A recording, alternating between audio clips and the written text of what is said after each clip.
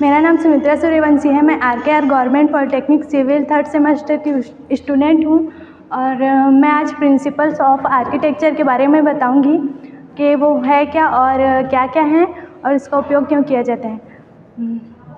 एक घर को जहाँ तक संभव हो उसमें रहने वालों की रोज़मर्रा की ज़रूरतों को पूरा करना चाहिए और उसे मौसम और आरामदायक जीवन सुरक्षा प्रदान करनी चाहिए।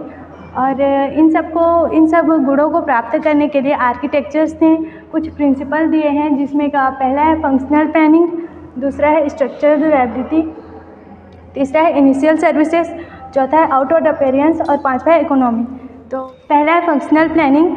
फंक्शनल प्लानिंग में किसी भी स्ट्रक्चर को बनाते समय सबसे पहले जो है स्थान का सर्वोत्तम उपयोग करना ही फंक्शनल प्लानिंग है। जैसे कि हम जिस उद्देश्य के लिए घर को बनाना चाहते हैं, मतलब कि घर बना रहे हैं या फिर रेसिडेंशियल बिल्डिंग बना रहे हैं या फिर एजुकेशनल बिल्डिंग बना रहे हैं, तो उसके लिए पहले हम निर्धारित कर लेते हैं कि हमें क्या बनाना है और उसके अनुसार हम जो है स्ट्रक्चर को प्लान करते हैं। और दूसरा है स्ट्रक्चरल ड्यूरेबिलिटी। इसका अर्थ है कि हम जो स्ट्रक्चर बनाते हैं वो टिकाऊ और मजबूत होना जो है उसका आवश्यक होता है। और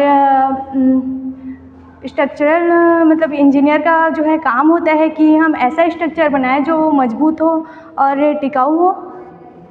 इसके लिए हमें मतलब ये देखना पड़ता है कि जो साइड है वो कैसा है, उसके अनुसार हम उसमें फाउंडेशन मतलब कि कैसा फाउंडेशन दे, लकड़ी का फाउंडेशन दे या फिर स्टील का या फिर आरसीसी का।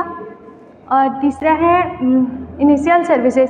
इनिशियल सर्विसेज के अंतर्गत जो है एक घर को जो है स्वच्छ होना चाहिए, उसमें पानी का सर्कुलेशन अच्छे से होना चाहिए और उसमें साउंड इंसुलेशन होना चाहिए, वह जो है फायर रेजिस्टेंस होना चाहिए।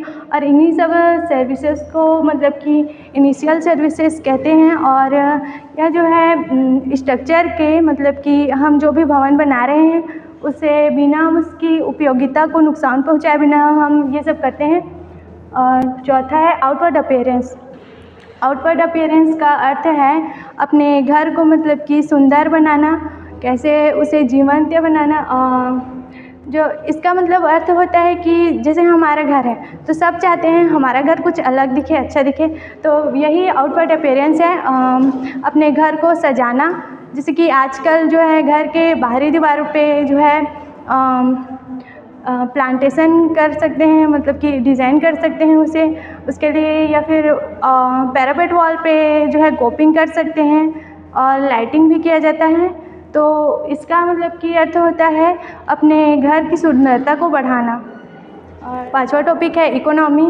तो इकोनॉमी का जो अर्थ है कि हमारे पास जो है बजट कैसा है, उसी के हिसाब से हम अपना स्ट्रक्चर प्लान करते हैं।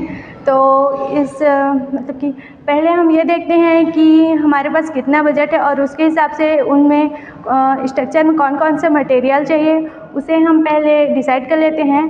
अगर जैसे कि हमारे पास बजट कम है तो हम क्या क्या कर सकते हैं। पहला है कि हम अपने स्ट्रक्चर को थोड़ा छोटा बना सकते हैं, जिससे जितना ज़रूरत हो उतना। और दूसरा है कि जो निर्माण कार्य है उसे चरणों में हम कर सकते हैं। और तीसरा यह है कि हम इनिशियल सर्विसेज को कम कर सकते हैं। पांचवा टॉपिक, थैंक यू।